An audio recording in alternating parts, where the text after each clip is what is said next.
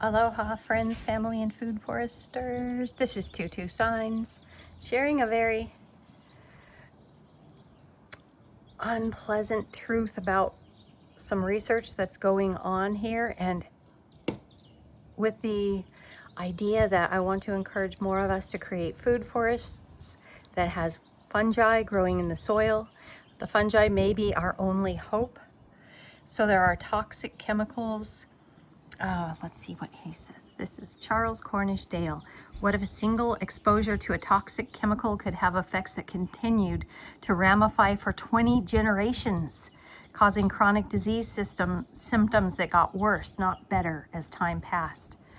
Sounds like a nightmare, doesn't it? But new research in rats suggests that possibility could be very real, and it might help explain why rates of chronic diseases have exploded in recent decades, everything from Alzheimer's to autism, without any sign of improvement. The epigenetic inheritance of disease is a field of study that's barely 20 years old. Research by scientists such as Michael Skinner at Washington State University has shown that toxic substances can change processes that regulate how genes are turned on or off, processes such as DNA methylation. And these changes at the epigenetic level can then be passed on by mother and father to their offspring. What's particularly worrying about the findings of this research is that the effects can be transmitted through multiple generations, and they can actually get worse the further you get from initial exposure. So the new study, co-authored by Skinner, looks at a fungicide called vinclozolin. Notice it's a fungicide, and funguses are so important to our world. We need them in the food forest. So it's sold under these brand names called Ronalan and Vorlan, and it was introduced at the beginning of the 80s for use on lawns and fruit and vegetables, especially grapevines. Animal testing soon revealed a wide range of negative effects. The chemical was linked to various kinds of cancer, reproductive and metabolic abnormalities, and kidney disease. Like many so-called endocrine disrupting chemicals, vinclozolin alters the body's hormonal function, blocking androgen receptors that respond to male hormones such as testosterone. Endocrine disrupting chemicals can interfere with the vital processes of sexual differentiation and development, right from the moment of conception through infancy and childhood and into adulthood. Widespread exposure to these chemicals is among the believed causes of the catastrophic decline in fertility that's taking place across the Western world. By 2050, according to one expert in reproductive health, the median man could have a sperm count of 0. One half of all men will have none, and the other half will have so few they might as well have none. Vinclozolin is banned in the European Union, and the U.S. Environmental Protection Agency began phasing it out of use in the U.S. food supply in the early 2000s. Last year, it was classified by the International Agency for Research on Cancer as possibly carcinogenic to humans. In the study mentioned above, researchers exposed pregnant rats to this vinclozolin and then bred the offspring for 23 generations to observe the epigenetic effects. A control group with no ancestral exposure to vinclozolin was also bred for the same number of generations. At 1 year of age, the rats were tested for disease. Samples of various tissues were taken, including sperm, testicular and ovarian tissue, kidney tissue, and fat. The researchers found that by the 23rd generation, the rats had accumulated massive epigenetic changes across the genome in regions governing metabolism, hormones, and organ function. Most of the changes were concentrated in the maternal rather than the paternal line. 470 changes in the maternal compared to 64 in the paternal. Later generations suffered higher rates of kidney, prostate, and testicular and ovarian disease. They became overweight or obese on the same diet as the control rats, which remained lean. Fertility plummeted for both males and females.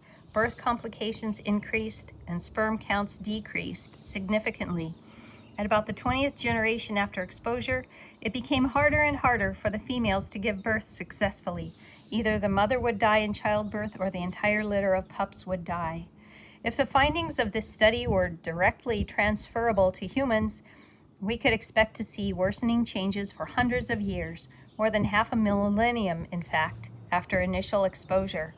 Rats aren't people, of course, so some caution is necessary when applying these shocking findings to us. Still, human studies have shown similar findings, including transgenerational changes to fertility in both sexes. If epigenetic mechanisms are at work in the inheritance of disease risk, it would help to explain the current epidemic of chronic disease and why it continues to snowball. Autism, for example, has increased from 1 to 150 American children in the year from 1 in 150 American children in the year 2000 to 1 in 31 children today. 70% of adult Americans are now overweight or obese.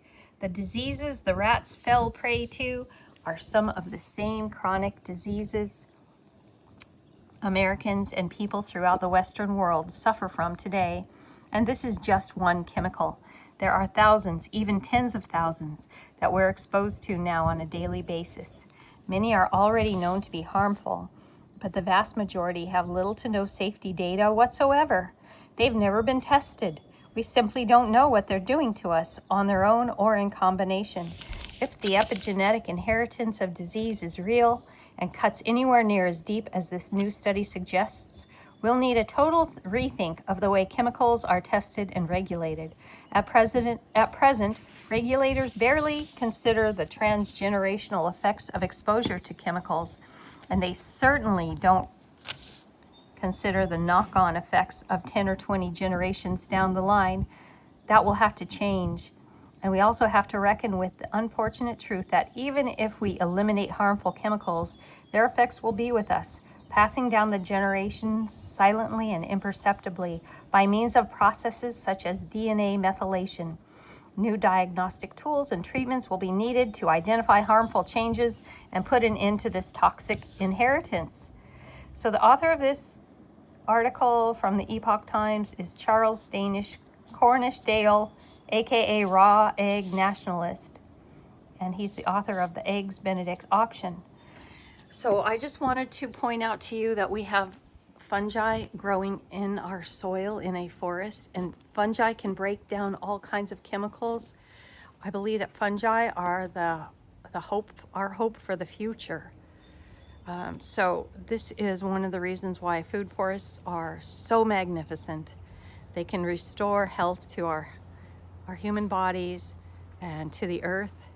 So I encourage you to grow a food forest near you and let the soil microbes and fungi live healthy. Don't spray chemicals on them.